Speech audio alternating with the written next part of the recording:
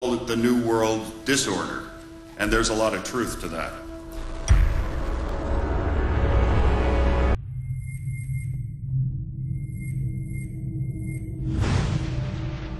University and institutional chairs. I mean, we're talking a new world order at Georgetown.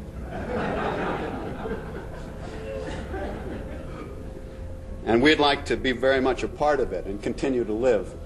This is a world that is likely to be dominated in the near future, and perhaps longer, by the Gulf War and the New World Order, which is the buzzword of the moment.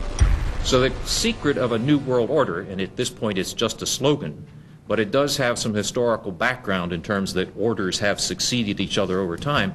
The secret of this is to learn how to use coalitions. We are effective in the United Nations.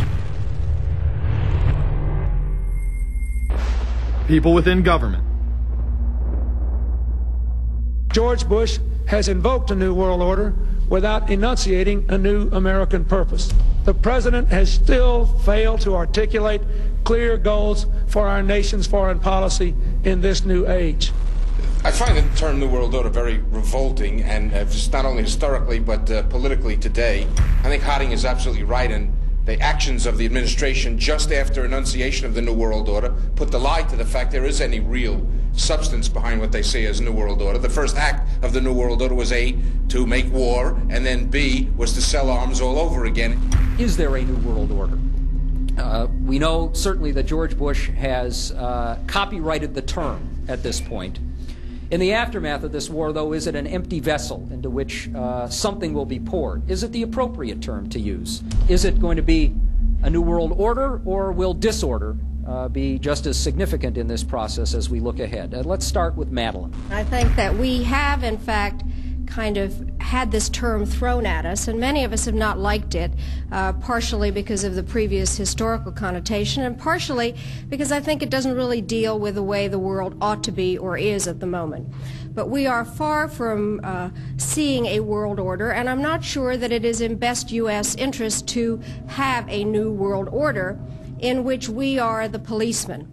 While many began to become critical of this order, the term began to evaporate into the background. We are very, very skeptical of an international order if we are not sure how the rules will be made, because thus far the international order has been made with rules that we had no input into and that affect us, and even when on the few occasions when the rules will seem to favor us, then they get changed. A unipolar world, a world of one superpower, may be quite dangerous for us. A New World Order under the United Nations would mean, among other things, an end to our God-given rights given us and secured by the Constitution. The New World Order, which now has been called by some the New World Disorder, and by some people on the more liberal persuasion, the taking over of the world by the Council on Foreign Relations, the Trilateral Commission, and the UN to put us all in slavery. But what are these organizations? Who founded them? And what are the stated goals of each?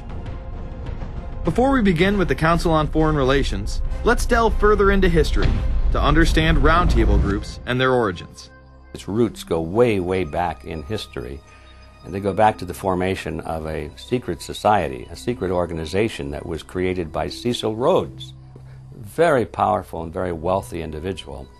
And people have heard about him in history, and they know about the Rhodes Scholarship, and they think, well, isn't that nice? That they don't understand at all what that's all about.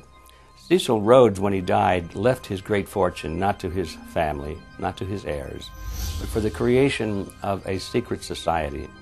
And we know about this because there were some people very intimately involved with this organization who wrote about it. One of the best authors on this topic is Professor Carroll Quigley. He wrote several books, and Tragedy and Hope is the best known of his. He described in detail this secret organization created by Cecil Rhodes, and he explains in these books he knows about them because he was invited by the organization into its inner circle. He was never a member of it, but he was invited in as their historian. And he was allowed to see their secret records and papers and study them for several years. And he knew all the important players, and he understood what it was about, and so he wrote these books. It's an amazing thing because he laid out in great detail what the purpose of the organization was and how they were the major players in all of the big international events since and including World War I. The bottom line is that you take the roots of that organization and you find out that they created in all of the British dependencies what they call roundtable groups. And then around those little roundtable groups they created front groups. And the purpose of these front groups and roundtable groups was to penetrate into the governments of all of these different countries, to penetrate into the media centers, to penetrate into the educational systems. In other words, to penetrate into the social fabric, the power centers of society, and literally take them over from the inside without anybody being aware that they were controlling influence. After World War I, the International League of Nations arose as a precursor to the United Nations in 1919, under what seemed to be the vision of President Woodrow Wilson and his 14 points. The League of Nations was the first attempt at the New World Order, the first attempt at a global government based on the model of collectivism. And it was the brainchild of the elitists, the ancestors of the very people who are still working on this project. They're collectivists, the very wealthy people. They're the ones in this country who dominated the powerful tax-exempt foundations, like the Carnegie Endowment Fund for International Peace, the Rockefeller Funds, the Ford Foundation, and groups like that. These people were on record, even way back then, that they had to have a new world government, and they dreamed of that being embodied in the League of Nations. And they were solidly behind it. And that was one of the reasons those people encouraged the United States into World War I, was because of the crisis of World War I, and that would also condition Americans to thinking of making big changes in their system, because we certainly don't want another war like that, do we? There's that fear angle again. And they thought, well, by being in World War I, then we would be a major participant at the table to carve up the world and create a new world government. And that was to be the League of Nations. Well, what happened to it is that the American people didn't really go for it.